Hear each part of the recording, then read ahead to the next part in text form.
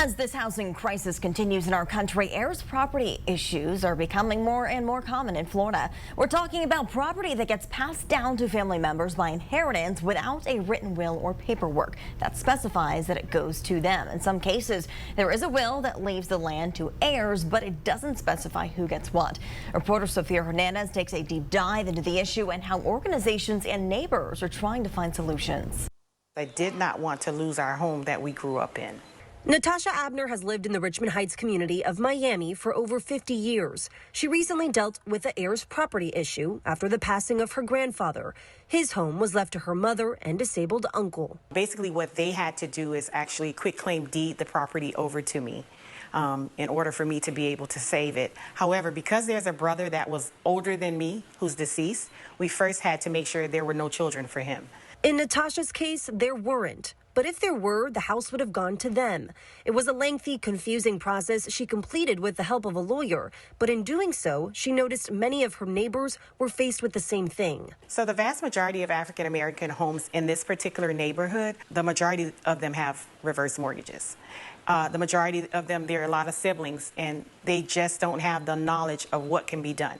After her experience, Natasha went back to school to study real estate to learn just that. And it's not just her. There are nonprofits in Miami, like Legal Services of Greater Miami, that have about 40 cases that started within the last year due to this very issue. And they run the gamut. So it can be anything from a person just saying, I have my home, I want to create a will so I can transfer my home. So there's that. But we also have cases where somebody's currently living in what is heirs property. And so those are the cases that are complicated. And it's not just in Miami, but in Jacksonville. Lisk Jacksonville is a financial intermediary who works to keep wealth from seeping out of the underserved communities. In Florida, we are particularly vulnerable as storms can hit a community at any time. Unfortunately, when there's no end-of-life directive and you add in the sometimes complex relationships of families, it can be a challenge. And, that is particularly a issue in vulnerable communities because now those properties become vagrant properties.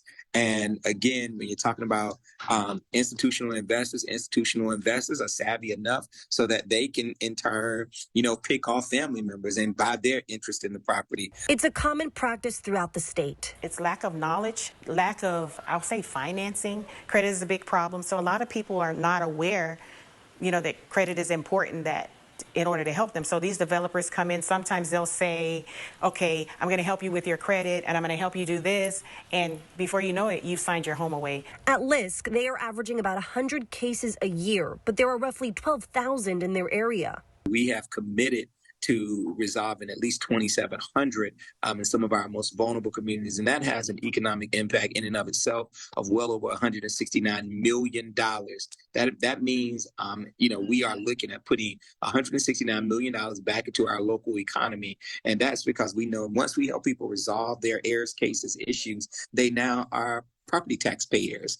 They take care of their property. So it has an economic consequence in our community. Recently, the state has made strides in trying to adopt parts of national standards into Florida's heirs property law.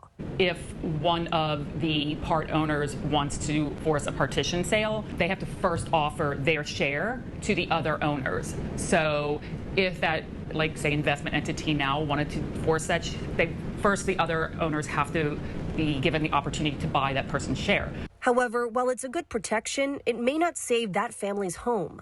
Problem is, in cases, in families that we see here, especially low-income families, those other family members may not have the money to buy that 1/3 share. It's a fear that Abner has seen play out time and time again. I feel like we're being shafted.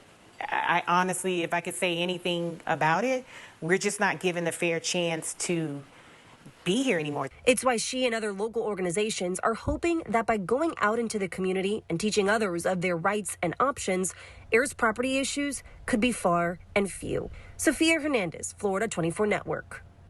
The nonprofits you heard from want to make sure homeowners should make sure they have a will or other type of end-of-life directive, and it should specify exactly what each family member should get. These nonprofits can help you get it done. Their information is on your screen.